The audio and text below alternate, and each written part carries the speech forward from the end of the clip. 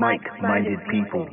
The culture, the craft, the conversation. Welcome to Like-Minded People, the podcast. I'm Fokus, a drum and bass artist with over 25 years of experience in the underground music scene. But more importantly, I'm a huge fan of MCs. This podcast takes a deep dive into the fascinating world of MCs from across the musical spectrum, hitting it from all angles, discussions, interviews, freestyles, and more. So if you share my love for MCs, or you're curious and want to find out more, you're in exactly the right place. Shout out to all my like-minded people locked in. Welcome back to another episode of the podcast. You got me, Fokus. I'm in the driving seat, and today I'm on a one-man mission. I'm on a solo tip. No guests, just me, myself, and I. I'm on my ones, and the topic of conversation is going to be my ultimate MC Cypher. But before we get into that, and I'm going to have some fun with it, I'm really looking forward to talking about this and breaking this down. But before we get into it, I want to be real with you about the trials and tribulations of getting set up for this episode. I pride myself on being as authentic and genuine as possible. And I would rather just share with you what's been going on for the last hour than start the episode and be like, oh, hey, everyone, yeah, like another amazing episode. This just rolls off the cuff and whatever. You know, I know some people might want to present, or some people might think it's more sensible to present a carefully curated version, more professional, shall we say, of a podcast or whatever. But this is essentially what's happened in the last hour. So the main challenge for me has been dealing with having a camera as part of the podcast. Let me explain what I mean. So the first couple of episodes were audio only, and yeah, just enjoyed coming into the studio, turning on the mic, sitting down, talking, and then lo and behold, an hour and a half later, I've got an episode. Brilliant. Put it out there. People have enjoyed listening to it. Fantastic. Then I did my first guest episode was with Mantmast. By the way, if you've not checked that one out, please go and listen to it. It's a 2-part special. Big love to Mantmast every time. It was fascinating hearing his story and his approach to writing and recording and everything around the MC techers. But yeah, with the Mantmast one, because it was a guest episode, then I recorded it online and it gave us some really cool video content. At that point, I thought, actually, it's more interesting for people if they can go on YouTube, and rather just have like my voice playing with like a still image, let's have the video content of the conversation on YouTube. And also then it gives me the ability to cut it up and use it for social media reels and stuff like this, which is of course a good way to promote and to grow the podcast as well.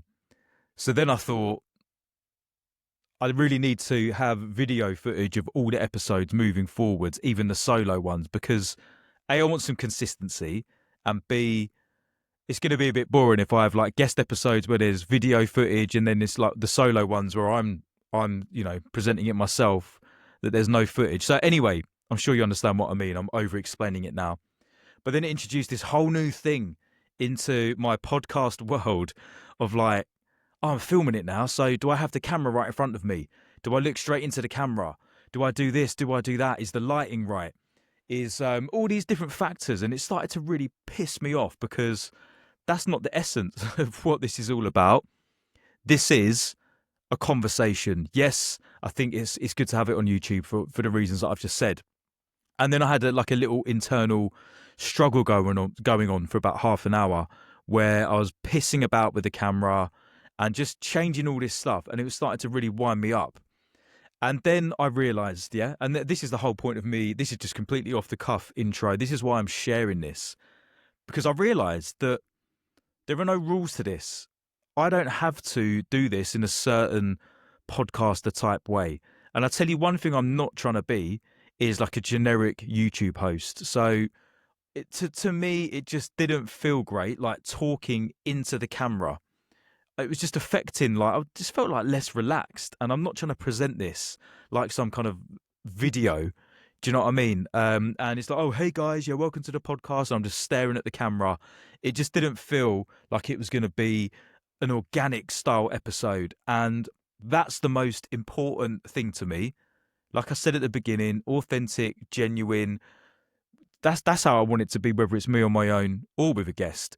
But I therefore came to the conclusion that I can do whatever the fuck I want. And I like having the camera. The camera's there. It's kind of set up at a slight angle. So we're recording this, you're going to get to watch back. But I want it to be more of like a fly on the wall. My son watches these YouTube videos. What's the guy? Shout to all the gamers out there, whether you're, I was going to say shout to the parents, but I appreciate a lot of adults also play video games. My son loves Fortnite. Shout out to Dexter. And he loves this guy called TG Gamer.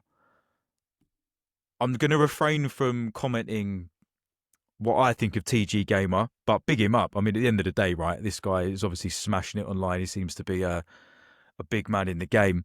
But I'm not trying to be the TG Gamer of MC-related podcasts where it's all sort of done for the camera, carefully curated. Nah. I even started thinking earlier, do I need to put a different T-shirt on? Do I need to, should I cut my hair before I do this episode? Should I wear a hat? I was just like, Phil, you are going down the rabbit hole, and I'm not prepared to do that. So this is very much a rambling intro, but I hope you appreciate why I'm telling you this, because everything about this podcast needs to be real. It needs to be, well, it doesn't need to be. I want it to be real. I want it to be a bit rough and ready. Now, that doesn't mean that there's trust me, right? There's quality control. Rough and ready doesn't mean a lack of quality. Absolutely not. But yeah, this ain't some big budget chat show, TV presentation via podcast. Who knows, man? Maybe one day you'll catch me in, I don't know, New York or LA or something, interviewing the flipping Wu-Tang Clan, or who knows, right? But right now I'm in my studio, and yeah, there's no pretenses here. That's what I'm saying. There's no pretenses. So anyway, cool, that was an intro that I initially hadn't had planned. Where are we going to take this next? Okay, I'll tell you what, let's just get into the topic. The topic is my ultimate MC Cypher. Now, this is a question that I will be asking all of my guests.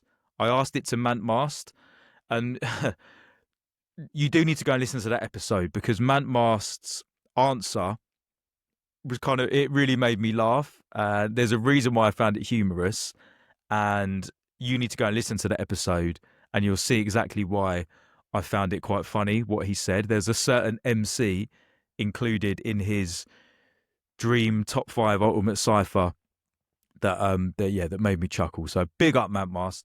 This episode is about my ultimate Cypher.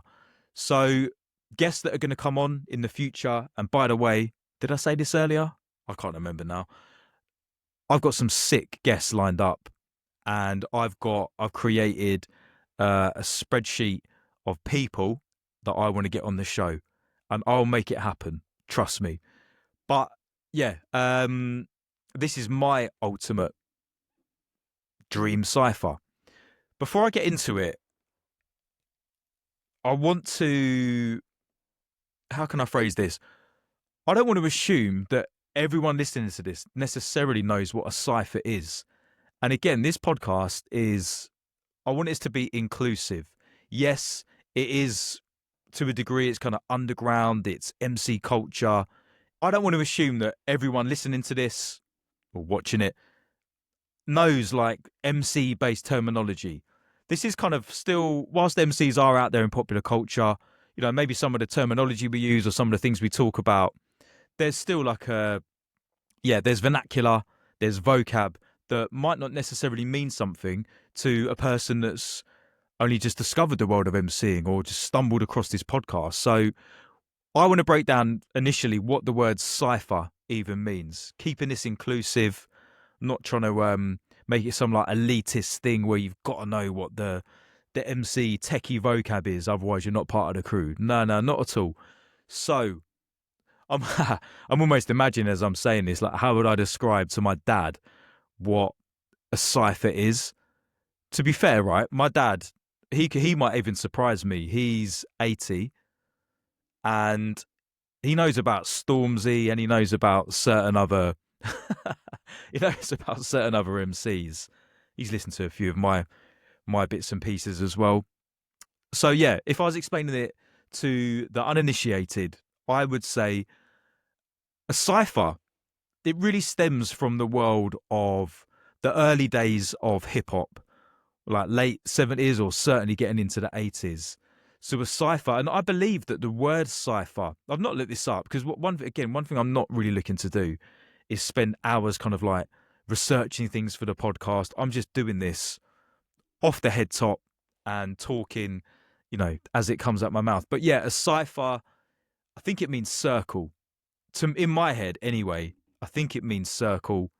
And it's really born out of MCs standing in a circle, standing in a cypher. And then one of the MCs jumps into the middle or steps into the middle of the circle. And then they're then under the spotlight. It's their time to flex, start rapping, spitting their bars. And, back in the hip hop days, go on YouTube and check out the videos and stuff. All this early, like people in the Bronx and New York, and obviously the Bronx is in New York, but people in the Bronx or wherever standing in these ciphers, the MC steps in, and then there's people beatboxing, there's people maybe like breakdancing and stuff like this. But you have to step into the circle and you've got to come correct. You've got to come with your best rap, your best bars, whatever. So there's an element of competition to it. And I think a lot of high level, well, not even high level, a lot of enjoyable MCing, things that are enjoyable to watch, are when there's that competitive edge. Because really, MCing to a degree is a spectator sport, especially when you look at things. It's not a world that I'm particularly clued up on or spend a lot of time in at all, but battle rap and stuff like that, it's all about stepping up, dealing with your competitor, showing that you've got what it takes to like take the title, take the crown. But yeah, with a cypher, you're stepping in, and then someone that once they've done their bit, they'd step out, and then the next person, the next MC would step in and do their bit. And there could be a number of people, like 6, 7, 8, who knows, like a cypher, there's no like set rules to how many people can be involved in it. So the origins really come from back in the day hip hop. So I guess it's fair to say that it really originated in America, right? Hip hop is very much an American creation. But you can see how the concept of the cypher has become a big part of UK street culture and well, UK MC based music. That was a bit of a mouthful. UK based MC music as well, especially in the world of grime. When you look at so many different grime videos and DVDs and clips and some of these things I've talked about in the past in the Pirate Radio episode. But yeah, grime definitely inherited the cypher. And people talk a lot about ciphers, even like, I'm pretty sure like One Extra or, big well-known platforms and channels and stations have done their own versions of ciphers. There's definitely D&B ciphers out there. It's not like it's exclusive to one style of music or anything like that. So go and check it out. Type the word D&B cipher, grime cipher, whatever, hip-hop cipher into YouTube or wherever you type stuff into and see what comes up. And it's like I said, there's an element of sportsmanship, there's an element of competition. I suppose it also could be like a battleground. And I don't think there's anything wrong with that kind of battle mentality when it comes to MCing. But that's probably more for another episode around clashing. I'm going to do an episode around clashing at some point, for sure. That's another important piece of the puzzle when it comes to MC culture. So, yeah, anyway, there you go. That's my definition of what a cypher is. So, my ultimate cypher, and this is a question that I'll be asking guests as well. Pick 5 MCs, past, present, future, alive, dead, whoever you want. Carte blanche, you got, there's no limits here. Who you going to pick? That obviously, it was nigh on impossible. As soon as I had the idea for this episode, it was almost impossible for me to not kind of think about this in advance. But I've done my absolute best to push those thoughts out of my head. So I don't have on the tip of my tongue the 5 people. I've created somewhere in the back of my mind a pool of people that I want to choose from, because I want to try and do this as live as possible. I've even got my my pen and pad here, and I'm going to write these down as I go through. I haven't really thought about who would be on the decks, what the style of music is. I'm not too worried about that side of it. I'm looking at MCs, personalities, spitters, lyricists. Who do I want in my cypher? So, okay, right, let's do this as off the head top as I can. Number 1, and I'm writing this down. Number 1 has to be Wiley. Now, it's a funny one because I wouldn't even say Wiley is necessarily my favourite grime MC. I do think Wiley, he's the GOAT, he's the godfather. He's such a pioneering figure when it comes to grime music. Is he my favourite? Is he hands down my favourite MC out of all the wicked grime MCs out there? I don't know. Possibly. On some days I would say, yeah, he is. But I look at Wiley as the whole package, the style, the flow, also just the dedication and the longevity. There's something about Wiley that just makes him special. So Wiley is definitely in my top 5 cypher.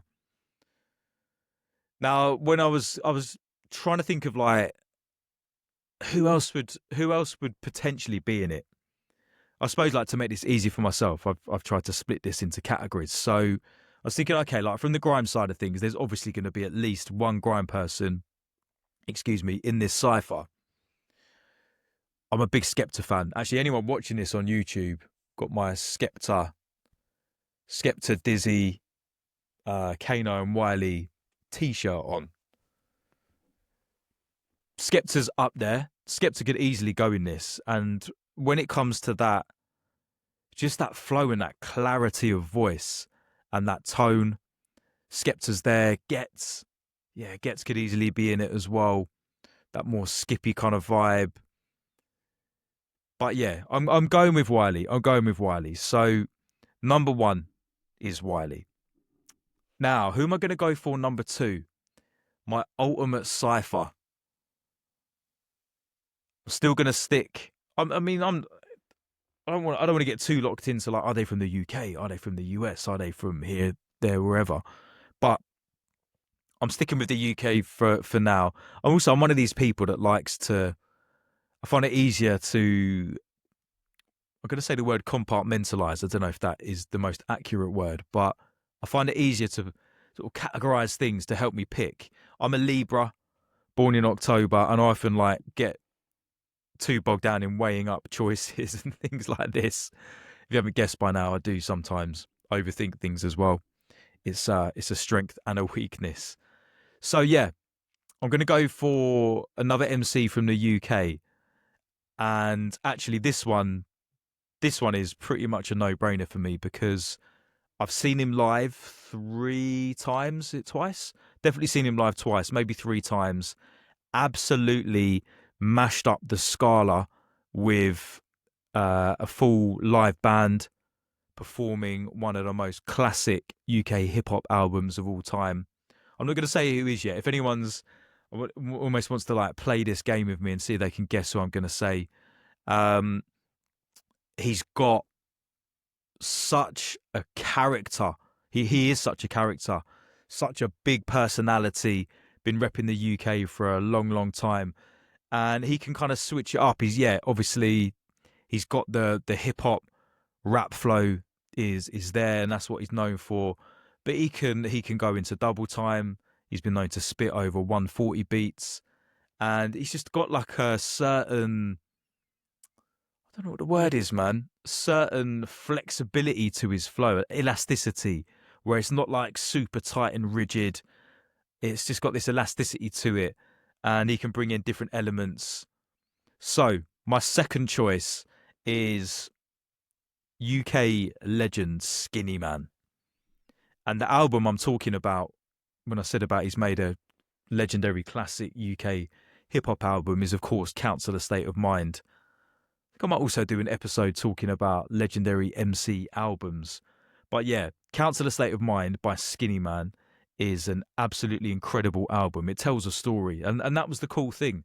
When I saw him play at Scala, he almost retold the story of the album. They performed the album on stage, and there was like little interludes where he had people coming out on stage and almost like acting out some of the scenes. It was really sick. And he's from in and around North London, like Finsbury area, I believe. So Scala, just behind King's Cross, is of course his home turf. So the place was rammed full of people that just love his vibe, and his energy just radiates out from him. Incredible performer. Highly recommend that if you ever get an opportunity to go and listen to see Skinny Man perform, then yeah, don't sleep on it. So I'm just writing this down now. Skinny Man is number 2. Yeah, sick. Just imagine that. Yeah, Wiley's spitting, and then Skinny Man steps in. Yeah, this is sick. Right, number 3. Where am I going to take it now? Okay, my mind goes to Stevie Hyper D. Doesn't really need, I don't know, does Stevie Hyper D need like much of an explanation? Again, but yeah, maybe he does, because like I said earlier when I was talking about, what is a cipher, breaking down the terminology. Again, I'd love to think there are people listening to this that, by talking about all these different artists and these different things over all the episodes, that it might introduce them to something that they've not heard of before. So I don't want to assume that every single person in the world knows who Stevie Hyper D is. Absolute legend of the jungle scene. Sadly passed away in 1998. Apologies if I've got that wrong.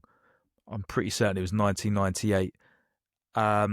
Yeah, one of the pioneering MCs within jungle, and then it kind of metamorphosized and became drum and bass. But yeah, Hyper D was there. Hyper D was there, whether it was on Cool FM alongside Nicky Black Market, or mashing up all the raves in and around the 90s, Desire, Telepathy, One Nation. I mean, pretty much every single rave going. Hyper D is just, yeah, it's just legendary. And what I love about Stevie Hyper is, again, like with some similar traits to some of the other people I've mentioned, but Stevie Hyper, the versatility, the double time thing, the fast tongue thing, he could do that all day. He could just kill it. But then he'd drop into like a real hip hop flavor rap, like a rap verse. And then, of course, he could switch it up and come with the kind of reggae dancehall kind of vibe, singing his hooks. He had the vocals. He could sing with a melody. But, each one of those things on its own is of course a fantastic skill for an MC to have. But this guy, Stevie Hyper, could do it all. And he could switch between all of those things in an instant. The fast chat, then he's singing, and then the tune changes, and he breaks things down into a rap flow. Do you know what I mean?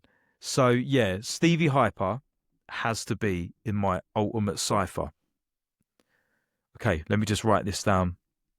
So there's 2 spots left. God, this is tricky, isn't it? This is tricky. And yeah, when I spring this question on guests, I understand how it's it's not an easy one to just necessarily fire off these answers. And yeah, of course, I kind of have had the advantage, if you like, of thinking about this. But like I said, honestly, I've really tried to push it out of my mind as much as possible. So I feel like I'm getting into the thick of it with everyone listening to this right now. So yeah, let's have a quick recap. Wiley, Skinny Man, Stevie Hyper D. Okay. need to switch it up a bit now.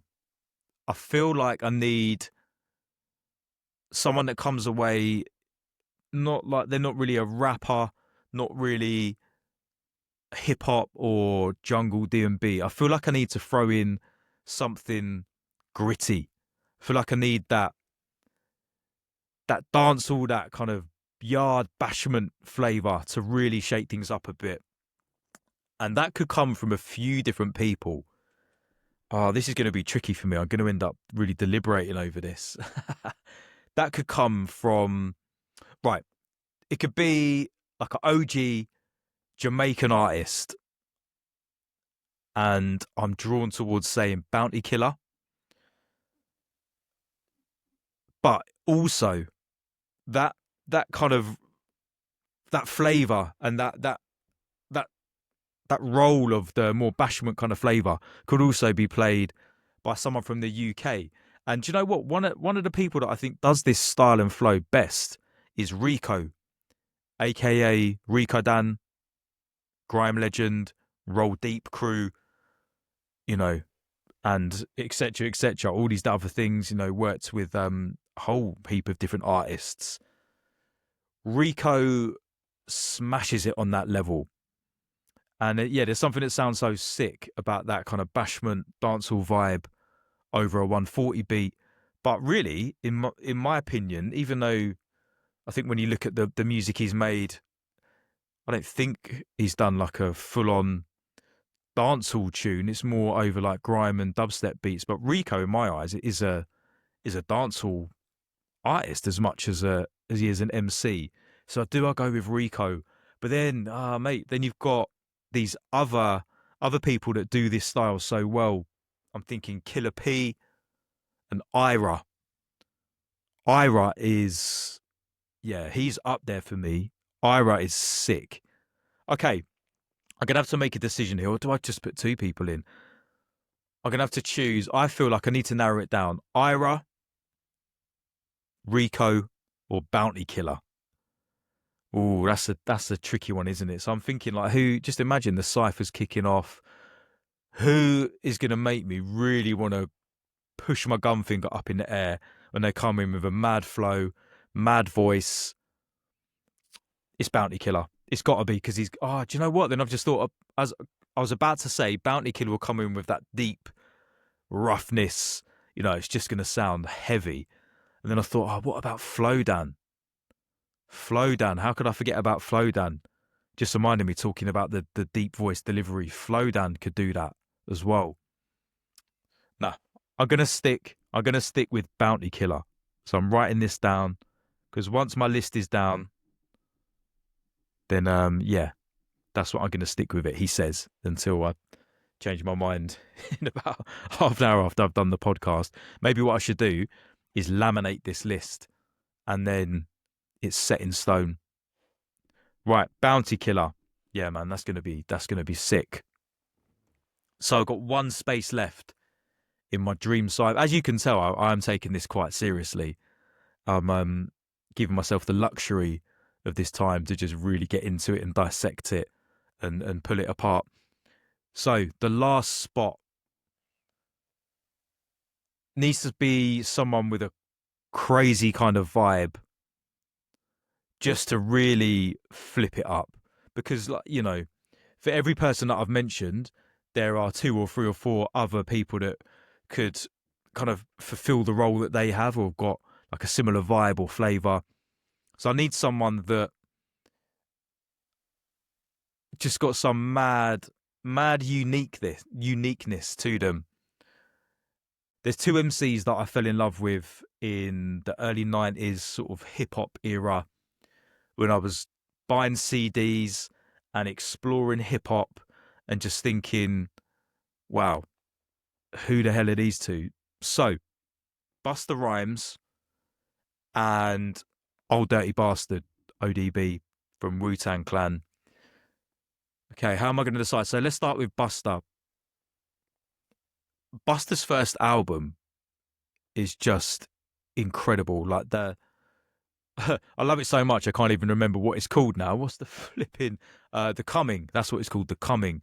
He'd been about for way before that, like as he was a member of the group Leaders of the New School. But yeah, I think I'm right in saying The Coming was his first solo album. It's the album that's got Woo Ha on it, and yeah, it's such a sick album. And one of the reasons I love it, I remember getting it at the time, just like the crazy ad libs. He does all that sort of stuff in the background, so sick. But didn't really like a huge amount of the stuff he came with afterwards. But like him as an MC, as an artist in 1994 was mad. And then we've got Old Dirty Bastard. Just, I'll be honest, right? When I got the 36 Chambers album, the first Wu-Tang album, was almost a bit like, what the hell is this guy on? Like, it was almost a bit too much. I didn't quite get it. But as the years have gone by, and obviously fairly soon after that, he released the Return to the 36 Chambers album, his solo album, which was sick. There are some tracks on there that are just mad. But that's the whole point, isn't it? And yeah, for me, ODB is just on another level. He's just out there, just doesn't give a fuck. So, and yeah, and I think when I go back to the Cypher, looking who I've got in this Cypher, just the contrast between artists, just the vibes as these MCs kind of step in and out of the Cypher, switch it up. Yeah, it's got to be ODB. So yeah, there you go. Boom. I've made my mind up. And these aren't in any order. Wiley, Skinny Man, Stevie Hyper D, Bounty Killer, and Old Dirty Bastard. That's my ultimate Cypher.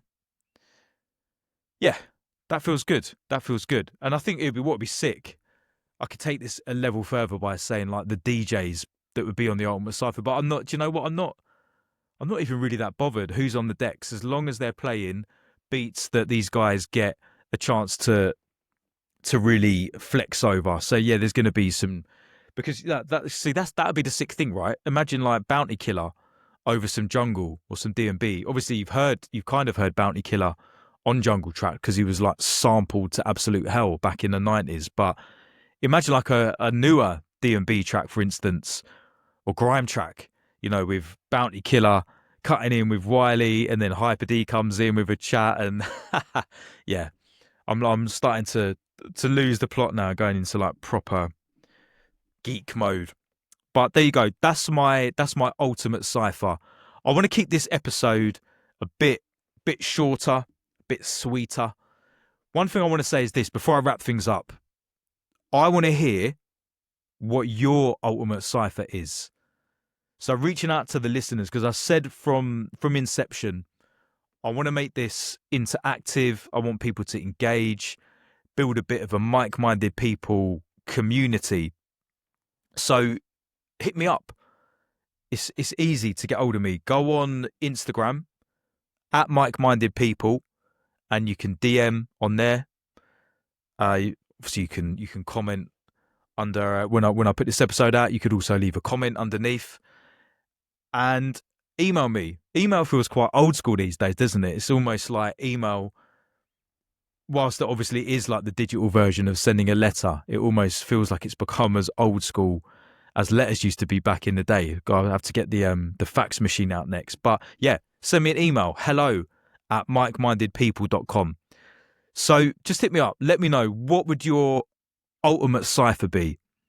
And I'll read some of them out on future episodes. I'll dip back into this topic. So, like, tell me your name. I sound like a game show hosting now. Tell me your name and where you come from. But do that so I can big you up. And some of my favourite ones, I will read out. If you want to give me any any feedback on my ultimate Cypher or any of the ultimate Cyphers that you hear my guests talking about, then please do that as well. You know where to find me, regardless of what platform you're listening or watching on. Please like and subscribe and follow and share on all that sort of stuff. If you are listening to this on Spotify and Apple, then you can go over to YouTube and watch it, and vice versa, obviously. So yeah, wicked. Let's wrap it up there. Next episode incoming. And I'll tell you what, one final thing I want to say is that I'm doing my absolute best to keep the content coming on a regular basis. I'm new to this, you know what I mean? And I have a massive respect for all the people that that are deep in the podcast game and have been doing this for a while and can put out like a couple of episodes a week. I understand a lot of these people, like, it's a business for them and they've got teams working around them. But regardless, you know, it really takes some passion and commitment. And I'm enjoying this. It's early days. I'm building this from the ground up. Do you know what I mean? But I'm really, really keen and committed to getting regular content out. So even if they are shorter episodes, there's going to be some stuff of me out and about talking to people when I'm out in clubs and at events and parties and stuff like that. So even if they're like real short and sweet episodes, or if they're long 3-hour conversations with some of the fantastic guests I've got coming on, then I'm going to give you a whole variety of content.